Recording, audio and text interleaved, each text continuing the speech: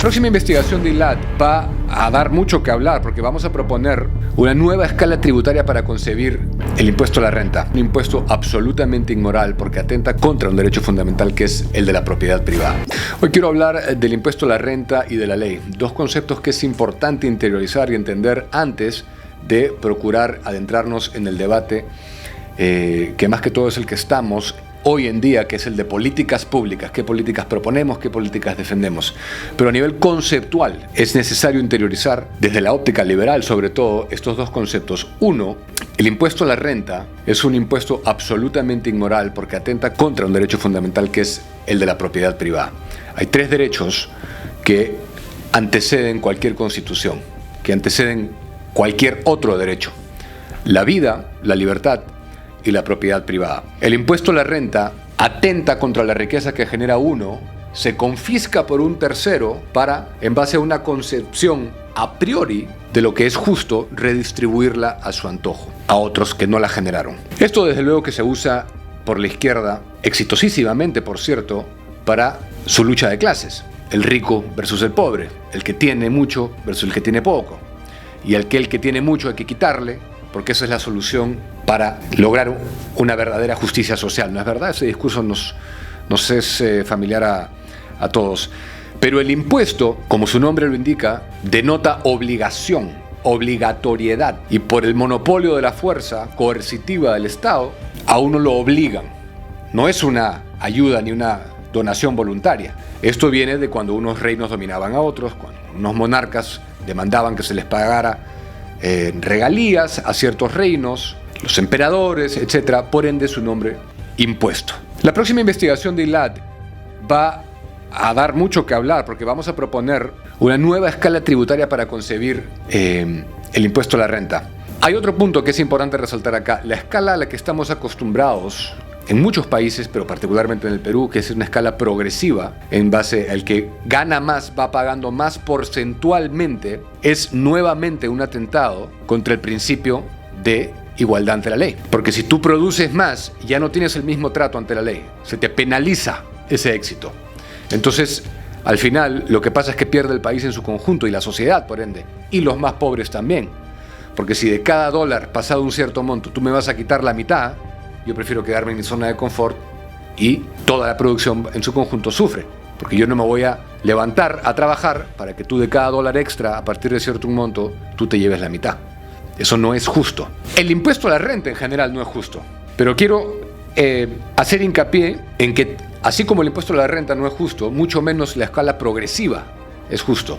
Nosotros podríamos financiar el aparato estatal del Perú netamente con consumo. Yo he dicho varias veces, como ustedes habrán escuchado, que propondría migrar de una sociedad basada en el gravar el ingreso de renta y pasar a un sistema en el cual se grava el consumo. 65% de los ingresos fiscales del Perú provienen por concepto de consumo. IGB, impuesto selectivo al consumo y otros. 35% o menos proviene de la renta. Para que ustedes se den cuenta lo absurdo que es todo lo que propone la izquierda, centrándose netamente en penalizar y gravar la renta. El próximo estudio de ILAT, como les comentaba, va a proponer una nueva escala fiscal de tributación, pero también vamos a plantear una eliminación de muchos ministerios para lograr la reducción del aparato estatal. De 19 ministerios que tenemos ahora, vamos a proponer quedarnos con 10. Esto evidentemente va a ser presentado en un nuevo evento, así como fue el de los vouchers educativos, con la idea de que se convierta luego en política pública. Pero hay otro principio del que quiero hablarles también, que es el principio de la ley.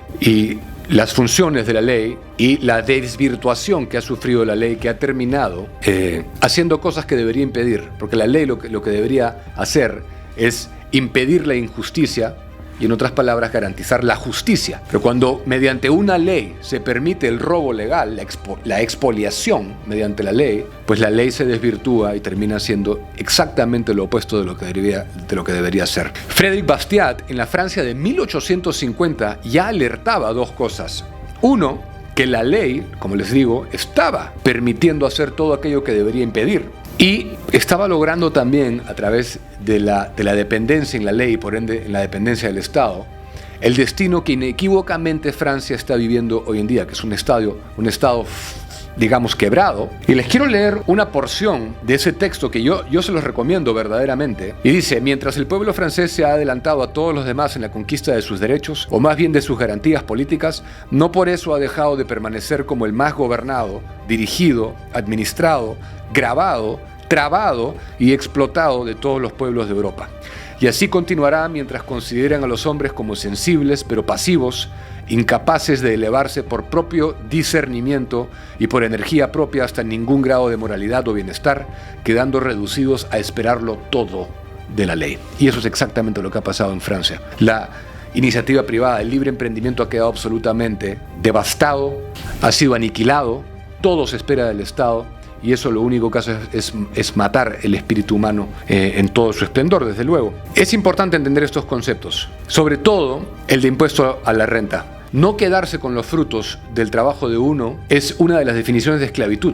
Cuando uno genera una riqueza y no se queda con los frutos de la riqueza que ha generado, trabaja de gratis para otros, eso es una de las definiciones de esclavitud. Y en menor grado, desde luego, porque eso ahí sería un comunismo total, si fuera el 100%, pero sea el 40, el 30, el 50, ya en cierta medida hay que interiorizar que unos están trabajando gratis para que se les confisque y se les entregue a otros que no lo han producido. Y otra cosa que quiero decir es que no es que como liberales nos opongamos a que se dé ciertos programas de ayuda social en una economía verdaderamente abierta, con fuerte inversión, con crecimiento económico y por ende con reducción de pobreza.